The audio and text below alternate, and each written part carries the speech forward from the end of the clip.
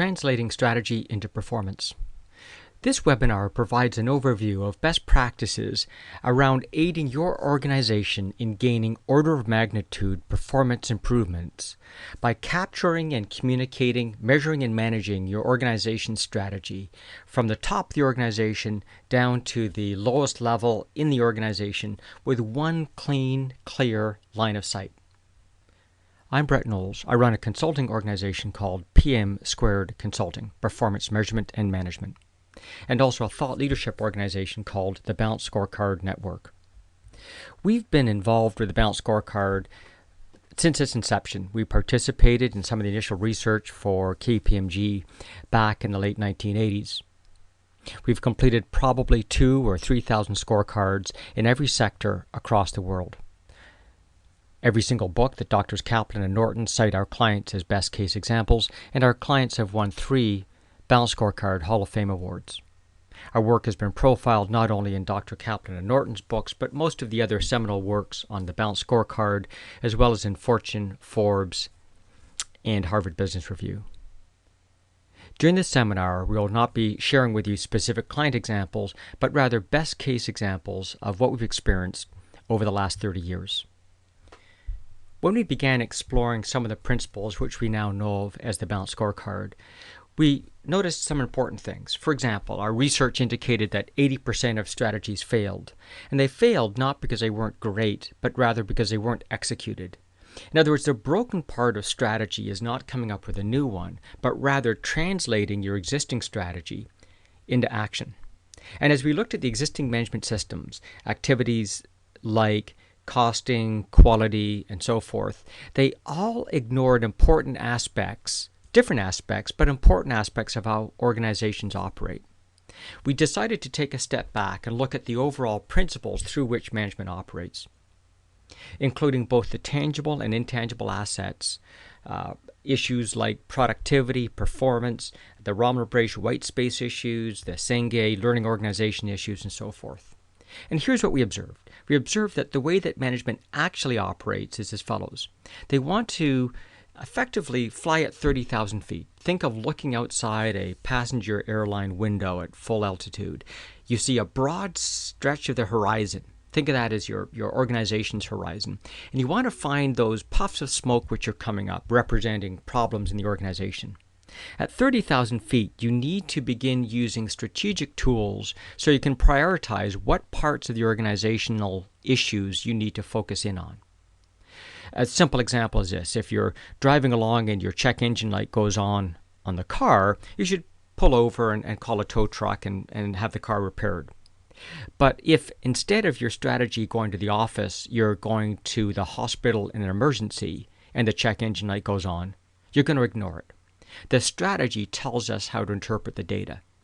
By providing management with a strategic tool to look at the data, to look at how the organization is performing, they can prioritize where they should be focusing their efforts. Then metaphorically, they want to move from 30,000 feet down to 20,000 feet. They're going to narrow the scope of information they're going to look at and begin looking at more operational tools in order to gain an understanding of what's causing that fire. Once they've gained that understanding, again, we want to narrow the amount of information they're looking at and get them down to 10,000 feet. We're going to begin providing them with diagnostic tools so that they can become more directional in their behavior. And then finally, we're going to take them down to ground level, where we're going to give them analytic tools so they can become more prescriptive in their behavior. And management is going to go from 30,000 feet down to ground level.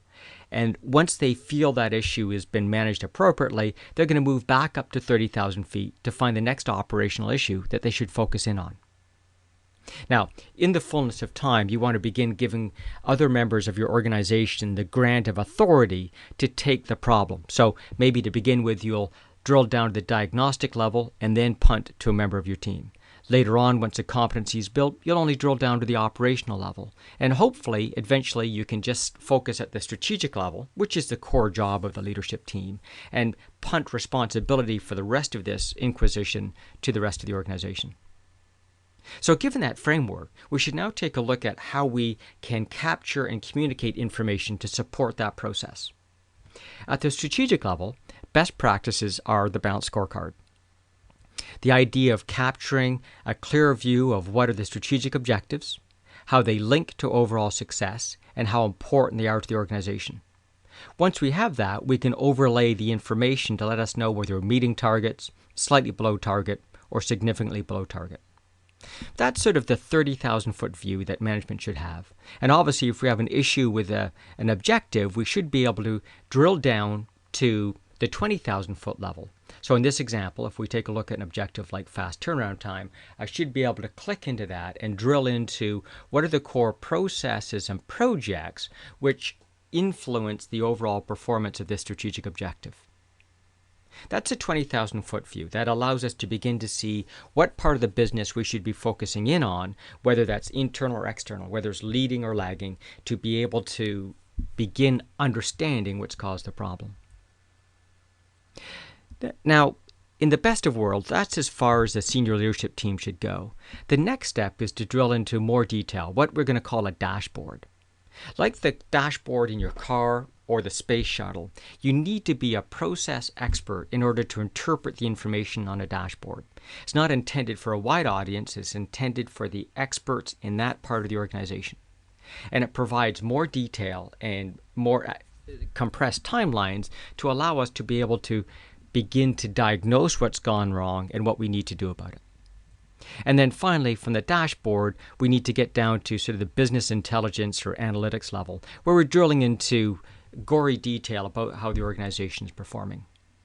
So this roughly follows a footprint of how management wants to drill into the information. Now, as we take a look at this, there's some other characteristics I want to point out. We should, for example, have a strategic objective that starts at the top of the house and drills all the way to the bottom. If you think of an example like McDonald's, right? Fast food. Overall, there's a relationship between how fast you're served at the drive-through window and the overall impact on share price.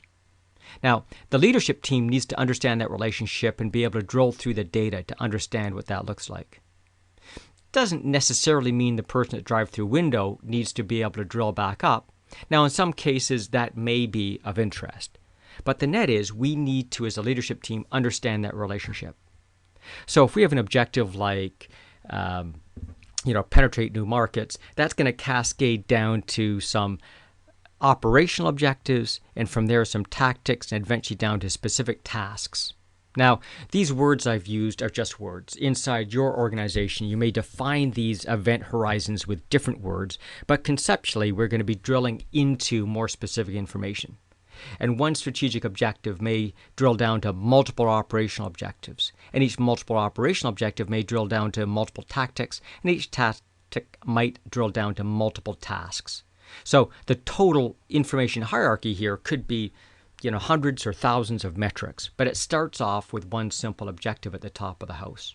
So an example might be what I used before, market penetration. And that's going to drill down to a number of operational objectives, one of which might be, say, price leadership. And within price leadership, it may drill down to multiple tactics, one of which might be simply, 10% undercut the competition. And the task related to that, again, multiple ones, one of which might be daily monitor the performance of the competition to understand what the pricing is. What's important to note here is not only does the concept become more specific, but the timeline compresses. The senior leadership team at the scorecard level should be looking out 1 to 5 years. Operational objectives maybe 1 to 5 quarters. Tactics maybe 1 to 5 months. And tasks 1 to 5 days. Now, these timelines vary based on the drumbeat of your business. Perhaps if you're someone like FedEx, Kinko's with a very dynamic business, all these timelines are shorter. And if you're, building a 10-year hydro dam project, maybe the event horizons are longer. But the net is there's a dynamic of the information, who looks at the information, and what sort of information should be contained at each level of the organization. We need to ensure that continuity, the drill down we see on the left, but at the end of the day, every person is going to look at a portion of that information. So I've described the strategy map as a corporate one, but in fact, you may drill those down by region or by brand. The net is your organization is multidimensional. It's a cube, and we need to be able to look at it from different faces depending on the common ways you look at that information. Impact diagrams are a way of drilling down into the detail a bit more without getting into the minutiae. There are many ways of representing that data, but we do feel the impact diagrams the most powerful. The dashboards is where it begins to get interesting. You see, in the old days, executive information systems used to have a lot of, pie charts and graphical images. But what we've learned is the data density in a dashboard has to be very high. These dashboards you see on the screen represent 10 or 20 pages of spreadsheet and detailed grid data. It's impossible for your brain to assimilate and understand the correlations of the data on page 3 compared to the data on page 17. We need a way to show all that information on a single form so that leadership can understand and see the correlation between different events and begin to understand the cross-functional nature or the interconnectedness of information. And then finally, of course, the agile analytics at the bottom need to underpin the thinking that's gone above. So as a reminder, these are the sort of the strata that we have inside the organization. And we need to also now begin worrying about format. How can we make this data available to the executives when and where it's appropriate? So if you're like most organizations these days, you have bits and pieces of this management framework in place already. You'll have some detailed analytics and spreadsheet type data, a few dashboards, maybe some sort of balanced scorecard or strategic view of the organization. The trick here is that we don't need to reinvent this stuff. In all cases, that information that you've invested in building out is important to the organization. You wouldn't have invested in it otherwise. The trick is to join the dots, form one cohesive organization system across those different islands of automation. So to bring it back into context, we're going to understand that those strategic views give you the opportunity to prioritize and communicate organization focus. Impact diagrams provide an understanding through an operational diagnostic of the organization. Dashboards give you the directional information, and the analytics provide you what you need to enable your prescriptive type behaviors in the organization. Now, this is sort of conceptual. Let's take an example. I'm going to use a custom manufacturing example. You might think of a custom manufacturer like building automotive custom parts, or maybe someone like Dell Computer. The concept of the scorecard and how we get a picture of the strategy is this. When we wrote our first book, we summarized that they're really looking at the financial view of the organization is necessary but not sufficient. We also needed to take a look at our customers and what they need. We needed to take a look at our internal processes and how well they're performing. And finally, we're working with Peter Senge at MIT, and he just written a book called The Fifth Discipline, which talks about organizational learning and organizational growth. And so the fourth perspective, we called it learning and growth. In truth, we really meant organizational learning and organizational growth. And in many cases, we take a look at homegrown balanced scorecards, and the organizations have mistakenly called that perspective people. It's more than people. It's the competencies, it's the culture, but it's also the enabling structures you need, the strategic assets to be successful. Now, these are the common four perspectives of the scorecard, and in fact, you can use any perspectives you want. Many of our clients might use Six Sigma or the Baldrige pillars and so forth. The net is we need to look at more than just the financial measures. We also need to look at leading and lagging measures, and we also have to look at tangible and intangible assets. But the concept inside the scorecard, though, which is interesting, what we call a strategy map, begins to describe something else that we saw in organizations, and that is there's a relationship between these four perspectives. In the first book, as I said, we drew it like this, and we described them as sort of 4 points of a compass. But we began to see that there's a relationship between them. In the private sector, your overall objective is to achieve financial success. To do that, you better understand your customers' needs and meet those needs. In order to meet those needs, you better have the right internal processes which support making your customers happy so you can charge them money. So how do you build and maintain those right processes? Well, we need the right enablers. We need the right competencies, culture, and enabling structures. So there's a cause and effect relationship between these four perspectives. A simple example is Starbucks. In order for you to spend $2 for a cup of coffee at Starbucks, they have to meet your needs as a customer. Now, your needs as a customer might be a great tasting cup of coffee, but it might also be what they call the third place. It's not home, it's not the office. But if I want to get away from the chaos at home and listen to some calm music and a sofa and have a nice cup of coffee, I can go to Starbucks. Or if I want to avoid the chaos at the office but get some work done, I can go to Starbucks and sit at a desk, have Wi-Fi, and get some work done. Maybe you also like the ambiance there, or maybe you want to buy your own coffee to take home. So there's a whole bunch of things in the customer value equation that if Starbucks can get it right, you'll spend $2 for a cup of coffee. Well, now I understand what the customer value equation is I'm trying to satisfy. I can begin to reverse engineer what are the internal processes I need to make my customers happy so I can charge them $2 for a cup of coffee.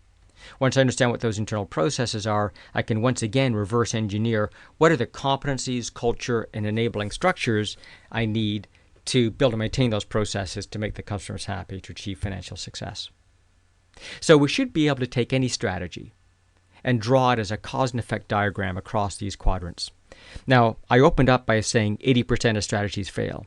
So I'm not suggesting you need to come up with a new strategy. Just take the one you have right now, because the corollary to our research is that there's an 80% chance you're not certain whether your current strategy is right or not. So take the current one, monitor and measure for 6 months, and then have a strategic conversation. Now, let's go back to our case study. Overall, for this organization, we might want an objective, something like, focus on profitability. To do that, there's sort of two things this organization needs to do. One is accelerate cash cycles, and secondly, get exactly the right product at the right place at the right time, speed, value, that kind of thing. And if we can get the right product fast and create value, it's going to help us focus on profitability. But what it's also going to do is it's also going to help us accelerate cash flows. So how are we going to get the right product fast? Well, there's a couple of things we need to do. One is we need to have personalized service. If we're going to get into the custom manufacturing business, we better have very personalized service so that we can tailor our customer expectations and capabilities. We also need to make sure that we have the capability, the internal capability of mass customization. So if someone wants a specific component on their car, we have the capability of adding that in without slowing down the production line. Or with Dell, I should be able to change the screen type or the keyboard type or the CPU capability. And if I can do the mass customization correctly, that's also going to help me accelerate the cash cycles. So how does this work? Well, to do all of this, we probably need to internally have a great market understanding. And if we understand the market, that will both enable us to do the right capabilities in mass customization and enable the right personalized service. And underpinning this is a strategic objective like, process innovation, for example, which kind of supports everything that happens above. So this is an example of a strategy map. How can we describe in a simple term what our overall strategy is in the organization? And this becomes an important communication tool because in many cases, individuals can't even tell us what their strategy is because it's too complicated, because it's in a bunch of narrative forms through letters from the CEO, PowerPoint presentations, and so on. We need to make it more executable. Now, the next step, best practices tell us, is the leadership team has to prioritize these objectives. See, the problem is everyone in the organization is going to look at this and interpret it differently based on their own feelings about what the value proposition is, what part of the organization they work in, where they last had a significant customer issue, and so forth. But we need to get one overall aligned view of priorities. So the leadership team should be able to effectively take 100% and allocate it across these objectives to tell us what the focus is. Again, a simple example. If I think of my children, they've got 3 core objectives, I'll suggest. They should have fun, they should participate in sports and be healthy, and they should get an education. Now, if I ask my children to weight those objectives, they'd probably give it, 50% have fun, 50% participate in sports, and the rest for education. Now, as a parent, as their strategic manager, I happen to know the weighting is different. And I know that because their mother told us so. She said, it's an 80% focus on education. Well, For children, we're doing this because we want them to lead great lives. And it's a fairly safe bet if they have a good education that will lead them towards a great life. And that 80% doesn't mean 80% of their time or 80% of their money spent on it, but 80% of their focus. If they're getting straight A's, I can throttle back on that 80% and focus more on sports or social life. But if I'm not achieving those grades, I need to make sure I have that focus and get the performance that's required. Now, we can go into more detail later, but the concept is the leadership team needs to be able to sit down and weight these objectives. So in this example, I've suggested there's a high focus in this year around mass customization, leading to having the right products. 50% of the strategy lies in these two objectives. Now, maybe last year we had higher focus on process innovation and market understanding, and having gained those things, we can now move the weighting up. And in theory, once we get this mass customization nailed, the weighting will move even further up and so forth. So the weighting varies over time, no different than in your life. It's no longer an 80% focus on weighting, on education rather. There's still some, otherwise you wouldn't be listening to this webinar. But it's throttled down from 80% to something more reasonable. Now, we have a complete strategy map. This really allows us to communicate strategy to the organization, and more importantly, communicate changes in strategy. Many of our insurance and financial institutions have reweighted their strategy maps 3 or 4 times over the last year because of the changes in their marketplaces and the overall economics, exchange rates, and so forth. So this allows us to begin building a degree of agility in the organization, adjusting the strategy not once a year, but on a continuous process as the environment requires. Now, from the strategy map, we should be able to do the next step of finding performance indicators which exist in the current organization. So in this example, we've picked a bunch of indicators which allow us to quickly determine how the organization is performing. Now, it's possible that we won't even share with many people what we're specifically measuring. Again, think of the dashboard of your car. That check engine light, who knows what it's reporting? And we don't really care. The process experts have figured it out. All we need to know is that light, check engine, is more important than, say, the windshield wiper fluid light. And when it goes on, our behavior is, let's go call up the technician. This should happen in our organizations. We should see a green indicates we're performing well, yellow slightly behind target, but the green little arrow here indicates that at least our performance is trending up over time, and red significantly behind target. So in theory, if we see a red, we should know to pick up the phone and talk to the process expert, the technician, who's going to use business intelligence tools to determine what caused it to turn red and give us that analysis. No different than the garage mechanic does the same. There's another important lesson to be learned here, though. If we look at this is now called a scorecard, a balanced scorecard, because it's balancing the near term, the long term, our strategic priorities, and so forth. If we're looking at this and we're the leadership team, ask yourself, which objective should we talk about first? The real question is going to come down to, should we be firefighting? Should we take a look at this red objective first or this yellow one? Because red's significantly behind target and yellow is slightly behind target. Well, I'd hypothesize we need to think carefully about this, because the question really is a red at 10% more important than a yellow at 30%? So by overlaying the strategic priority on the data, we can begin getting an aligned view of how we should interpret that data. Again, that's like checking the engine light when I'm going to work, but not worrying about it when I'm going to the hospital in an emergency. The weighting informs us how to interpret the data.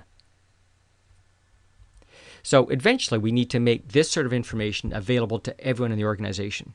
See, strategy is not just the executive committee's job. Strategy is everyone's job. And we need to make not only the strategy, but how we're performing against it available, so that moment to moment we can all make an aligned decision about how we should proceed and focus in the organization. Now, I've spent a little bit of time talking about the strategy and that 30,000-foot view of performance.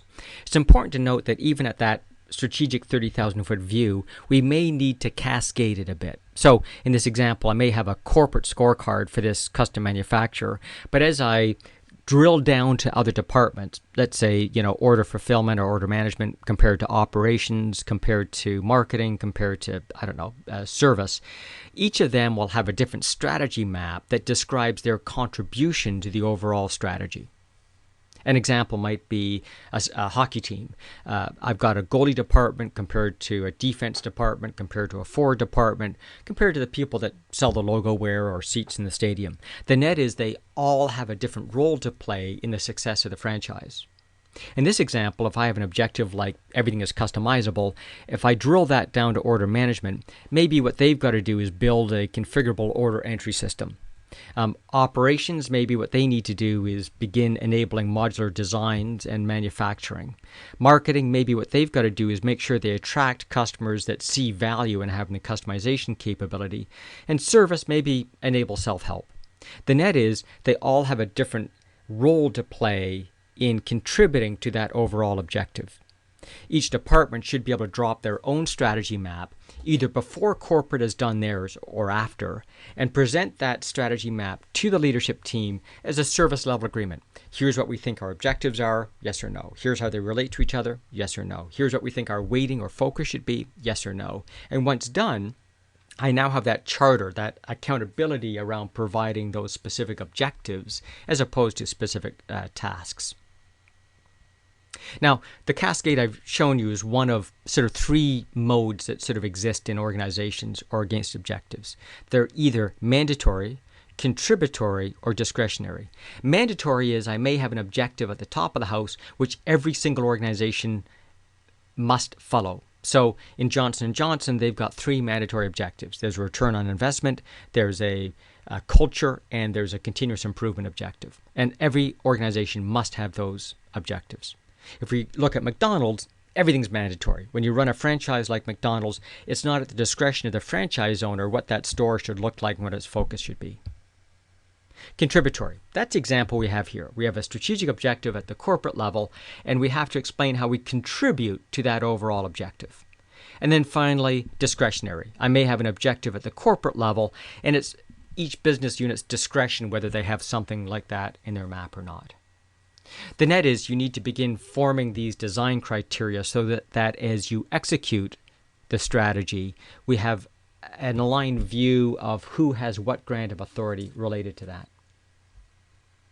So that's sort of a conversation about the 30,000 foot view. Let's drill down now to the 20,000 foot view. We should be able to take that strategy map and think of listing it down the left side of a spreadsheet. And across the top, we'll list your core process groupings. Now, of course, the intention of any process is to support the strategy. So I should be able to take a look at any of these processes and answer two questions. What is the impact of that process on that objective, and how well are we performing? Again, I'll give you a simple example. If we go back to McDonald's, what happens if you order a hamburger at McDonald's and they give you the wrong one? You order a Big Mac and they give you a quarter pounder. Well, they'll just give you another hamburger. In fact, you'll probably be able to keep the first one. So easy to solve that problem. Let's talk about another order fulfillment process. Let's say handing out babies at the hospital. Obviously, they've got to make sure, because that process is links to such an important strategic objective, that process needs to be delivered at a very high quality level. In other words, the impact, if you've got a process that impacts to a great extent a very important strategic objective, we have high expectations about how that process performs. If, on the other hand, you have a process that links to a low-weighted objective, my expectations aren't nearly as high. So if we can rate and rank our processes, we can begin to evaluate where we have opportunities in the organization. Let's take a look at this example. If we take a look at process 4, logistics, we can see that they link to 1, 2, 3, 4, 5 processes, and 4 of them are green. So that's not bad. On average, they're performing okay. Other processes like demand generation, they've got a bigger issue. They link to 1, 2, 3, 4, 5 processes as well, yet they only have 1 green, 3 yellows, and a red. So as we look at this vertically, we have an issue with demand generation that as a leadership team, we should rally around and try to help them out. That's normal, and you can see that kind of thing in almost any organization currently. What we're trying to highlight here is the horizontal issues. If we take a thing like an objective like accelerate cash to cash, you can see that there's probably a good level of success possibility in the organization because all the processes that link to it are green. We may also be good at providing that shopping experience because, again, we've only got one yellow. But if we take a look at an objective like immediately available or everything is customizable, horizontally we see an issue. So even though logistics only had one red, it forms a perfect storm. Everyone else seems to have a red as they link to that objective as well. So what do you think the likelihood of that organization being successful at that strategic objective is? Not very good. What we're really doing is linking in, Lean or Six Sigma process analysis technique into the management structure to begin providing us the next level of detail view, the 20,000-foot view. In fact, as a leadership tool, we should be able to provide a score on how we're doing for each objective. So looking at those numbers as a graph, the length of the bar represents the level of process support we need to provide for I1. Everything is customizable. The blue portion represents our current capability, and the gold is a gap between our current capability and what the processes require. So if we're the leadership team of this organization and we needed to focus our attention, we should probably focus in on, say, C2, immediately available. It has a very large gap compared to, say, F1, accelerate cash to cash, because it has a very small gap. So this allows us to create alignment around the leadership team about where our priorities are and where we need to rally support. We can actually take a look at that as well. If we were to, instead of looking at our processes across the top of the grid, again, we'll list the strategic objectives down the left, but across the top, we're now talking about our major initiatives or projects for this year, and in fact, the resources each project requires. We can now begin to take a look at where each project impacts those strategic objectives. So using the same technique, we can provide a score. We can take a look at each strategic objective and see, based on the portfolio of projects we're currently proposing, how much impact they might have on the gaps which are out there. Now, this is interesting and how we often take a look at projects, but we should really be taking a look at those projects against the background of where those strategic process performance gaps were. Remember that those blue bars showed us the level of current performance, and the gold bars were the gaps. So if I take that same chart and I just graph the gaps, the parts where we need to focus in on, then I combine those two charts, I see this. In this organization, I can see I have a huge gap on immediately available, but not much focus on projects.